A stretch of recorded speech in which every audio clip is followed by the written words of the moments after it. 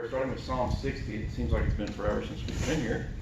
We might even get through Psalm 62.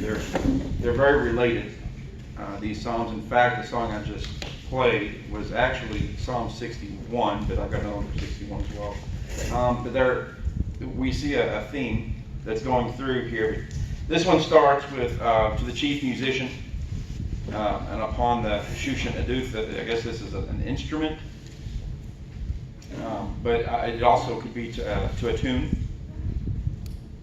But this is after a battle, and we know from 2 Samuel chapters 8 and 10, we know that the war was won. And it's kind of a condensed version of what had happened. But how many of you know that oftentimes in a war, you may win the war but lose a battle? And this is after a fail. This is after a lost battle. And David is speaking to God. And he starts and he says, "Oh God, you have cast us off. You have broken us down. You have been displeased. Oh, restore us again." I find it interesting that here is David, again, still the greatest king Israel has ever known. Unfortunately, because there should have been a better king that they knew. But they still revere David as the greatest king. And David looks at the loss of this battle. And the fact that they lost can only come from one source. It wasn't that they didn't have enough chariots. It wasn't that they didn't have enough training. I believe that David trained his men. I believe that David was a warrior at heart. He was also a worshiper at heart. He was a very unique dynamic. However, the fact that they lost has caused David concern, because David knows for a fact, for him, it is a fact, that with God all things are possible. And for us to have lost means God allowed it. Maybe there's some unresolved issues in our camp. Maybe there's an unresolved issue with me. But I know that if God had been with us, the only outcome would have been victory. And we lost.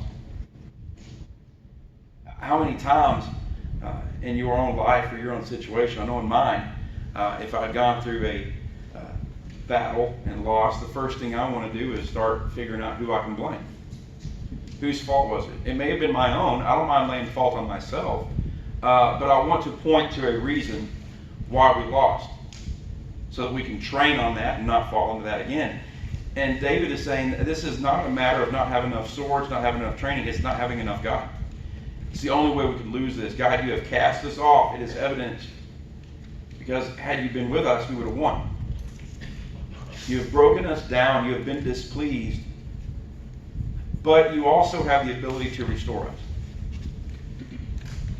While we lost the battle, the war is still yours. Have you ever lost the battle? Maybe you're fighting addiction. Maybe you're fighting thoughts or things going on in your mind. You've lost the battle. But if we really put our faith and trust in God, we know that the war is already won. And so David makes a very wise comment by saying, "Restore us again."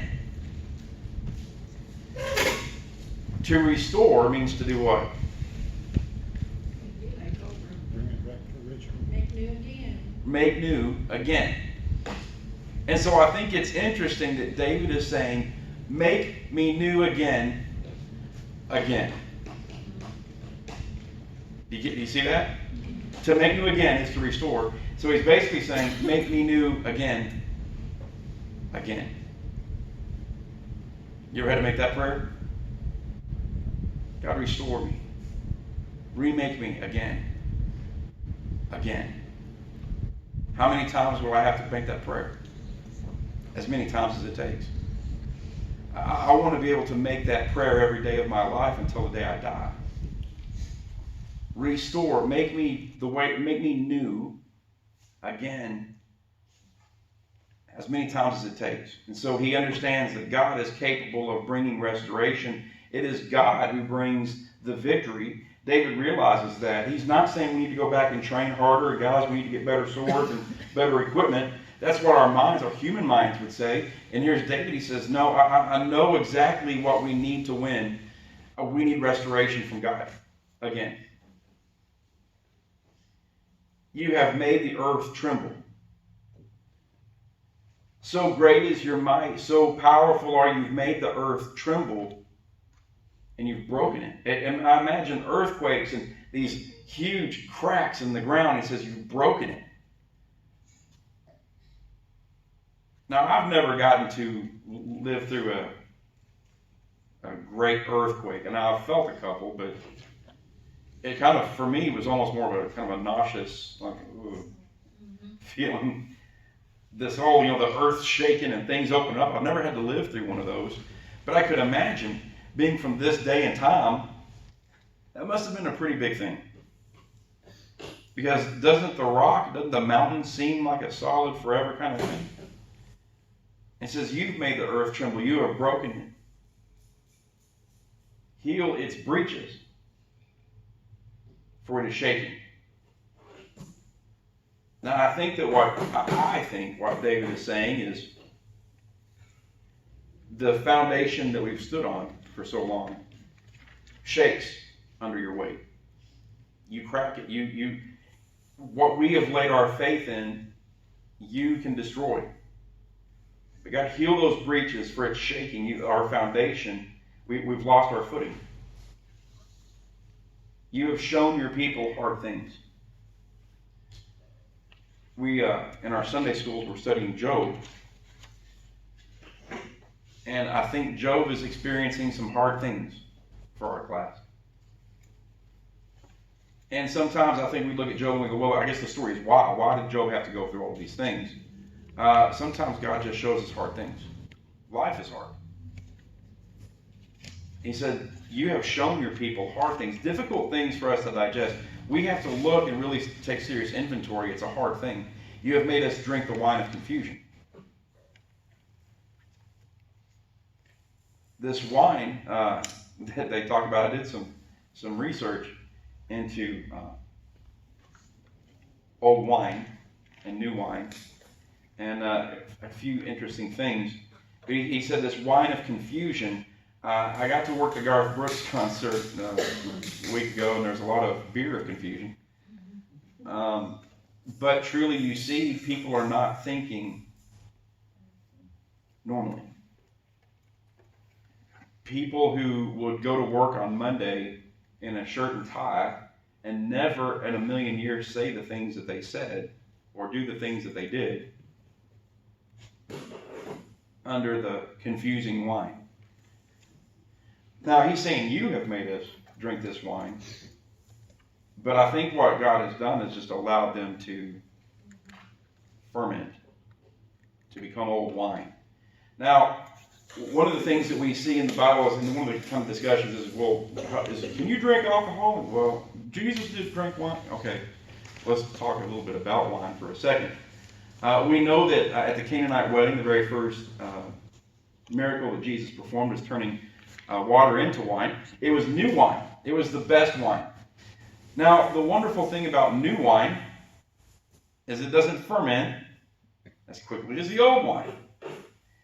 The old wine is the higher alcohol content. Now, not only that, the Jewish people considered it barbaric to drink straight wine. It was supposed to be diluted with water from about a 3-to-1 ratio. And this natural wine without distillation. Now, understand, distillation doesn't exist. It's just grapes and water in a pot.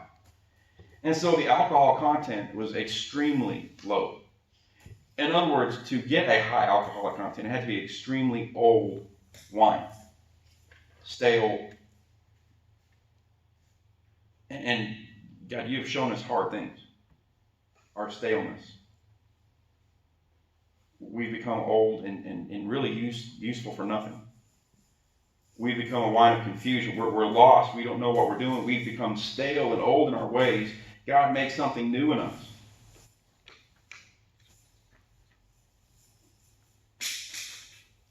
He says, you have given a banner to those who fear you.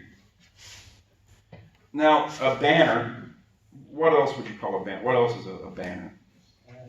A what? A flag. A flag is a banner. I've seen a lot of different banners and flags in my lifetime. We all know the United States flag. And even when we hear the song, the Star Spangled Banner, have you ever gotten the image when he was writing the song and he said, after the bombs and everything went off, I looked, and through the fog, through the dark of night, I looked, and there our flag was still flying. It was a rallying point. It was something we can get behind. There it is, still flying. We've not lost. And he said, you have given a banner, a rallying point. Now, what does it mean to rally? Regain strength, come together. When I think of rally, does anybody like baseball? Okay, they say, you got to wear your rally hats, you turn your hats all weird. Yeah. To rally means to have been in a position of loss and to come back to a victorious standing. Rally. You have given a rallying point, a banner, a flag to those who fear you. To those who don't fear you, you are not a rallying point, you are not a flag, you are not a thing of comfort. But for those who fear you, you have given us a banner. You have given a banner. Now, that word for God is our banner. Anybody know that? Jehovah Nissi. I find it interesting that David here doesn't say, you are Jehovah Nissi. Do you see that? You have given a banner, not you are a banner. Do you see that? So turn in your Bibles to Isaiah chapter 11.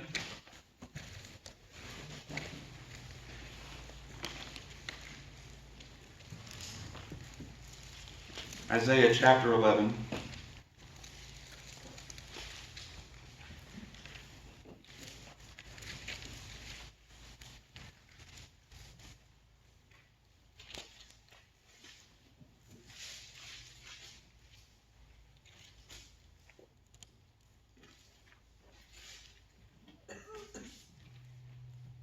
Verse 10. And it shall be in that day. This is end of times, Isaiah speaking of, the far prophecy. And it shall be in that day that the root of Jesse.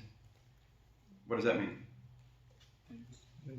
David, but okay, shall stand as an ensign, a signal, a banner, a flag for the peoples. Of him shall the nations inquire and seek knowledge, and his dwelling shall be glory. You see, Isaiah prophesies as well that a banner would be raised, the rallying point. It seemed all was lost, but there was a rally. We got behind the banner, we got behind this flag, and this flag was given to us by Jehovah Nissi. So I think that what David is writing here is he's not calling God Jehovah Nissi, which he is. We know that. But he is specifically prophesying by saying, you have given a banner. Now, he hadn't at that time. Jesus hadn't come yet. And so it's almost like David is prophesying of something that has yet to come as if it has already been. You've given a banner to those who fear you, that it may display because of the truth It's not to be hidden. One thing about a banner or a flag is you can't hide it very well. Otherwise it ceases to be a rallying point. It ceases to be a flag.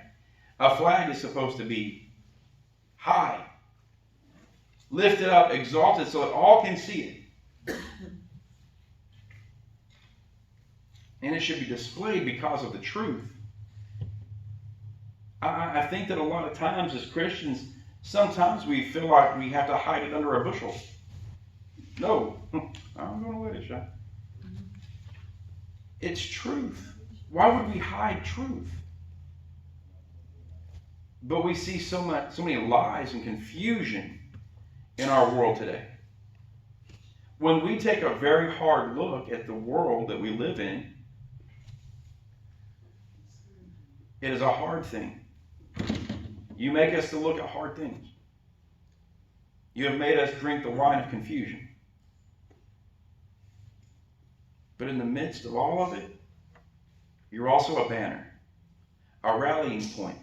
I don't have to be discouraged at the things that I see. Why? Because you're like a flag to me. And not just for me, but for all my brothers and sisters in Christ. It's not just that I see a flag and go, well, there's my rallying point. It's when I get to my rallying point, guess what I find there? Other soldiers on my team. It's not like I can, well, there's a flag way over there. I guess I'll head that way. It's whenever I get there, I get to team up with the rest of you. It's our rallying point. It's where we come together. It may be displayed because of the truth. Selah, think about that. Contemplate that. That your beloved may be delivered. Now, who is he saying you're beloved? David is saying he is the beloved of God. But we also know that this banner is Jesus, given to us our rallying point to deliver his beloved. True? Now, this word beloved is very interesting in Hebrew, but it means loved above all else.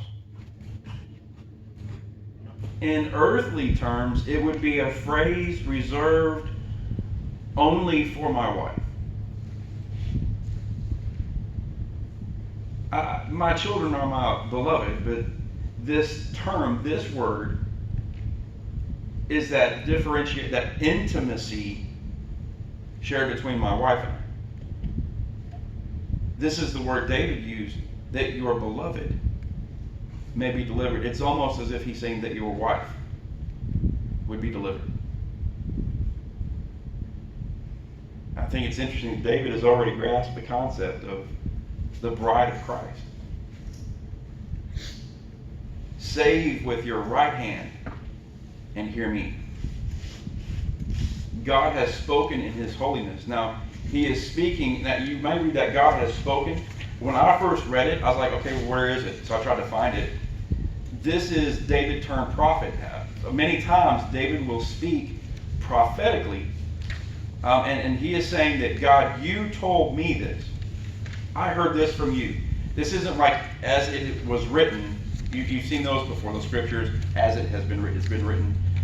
This is David saying, you spoke this, and I heard you. You said, I will rejoice. I will divide Shechem and measure out the valley of Succoth. Gilead is mine. Manasseh is mine. Ephraim is a helmet for my head. Judah is my lawgiver. Now, he says some more here in a moment, but I want you to look. He says, I will measure. I will take into account. Anybody ever had a survey done of their property? Did you ever find out that you had more than you thought you had? Like, oh, no, I went all the way up there. It's usually the other way around. Usually the other way around. I got less. Whoa. Well, I didn't build that shed there. Whoa, I always thought that tree was mine. God says to David, I will rejoice. I will measure out Shechem. Now, does anybody know anything about Shechem? This is a city that's inside Israel. The tabernacle resided there for quite a while. And he said, you measure out the valley of Succoth. That is also in Israel. Gilead is mine, which is also in Israel. Manasseh is mine, the whole tribe. Ephraim also is the helmet for my head. Judah is my lawgiver.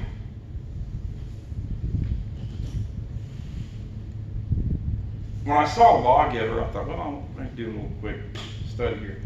Who gave the law? So I thought maybe there might be a connection there. But it turns out Moses is a Levite. Who knew? But somebody of import does come from Judah. You could say a lion. And I think it's interesting that the lawgiver was not, this term, lawgiver was not a term given for Moses, but to Christ. Because we know that Christ fulfilled the law. But Judah is my lawgiver. And so I think what God is saying to David here is, all of Israel is mine. And this is not symbolically. I don't think this is symbolically. I think that God is literally saying, geographically, this stuff is mine. I possess it. I own it. It's mine. Israel is mine. Jerusalem is mine. Others may claim it, but it doesn't matter because it is mine. But then he goes on to say, Moab is my washpot. Now, Moab is not part of Israel. Over Edom, I will cast my shoe. Edom is not Israel. Philistia, shout in triumph because of me. Philistia is not Israel. So I feel like God is telling David that it's not just geographical Israel that's mine. Even those nations, those people, those geographical areas that aren't mine are mine. I own it all. It's all mine. And the knowledge that all of it is his makes him rejoice. I will rejoice because it's all mine. Now, what will this do for David? Well, David could say, well, that's all mine then because I'm your king. But I think that for David, when we start, we go back to verse 1. What is the problem David encounters in this chapter? We've lost the battle. You cast us off. But you've reminded me, God, that everything is yours. And if everything is yours, then you can bring a victory. Which is why he goes to verse 9 and 12. He says, who will bring me to the strong city? Who will lead me to Edom? Is it not you, O God, who cast us off? In other words, if there's going to be a victory at all, it's got to be through you. I can't do it myself. You alone can bring us out of this loss into victory. And you, O God, who did not go out with our army, give us help from trouble. For the help of man is useless. Well, that's a pretty big statement from a king. King David says, at the very most, the greatest that we can assemble as men is still useless. Through God, we will do valiantly. For it is he who shall tread down our enemies. Do you ever think that was your job? David is saying, God, why don't you just be the victor? And I'll just live in your victory. You win the battle.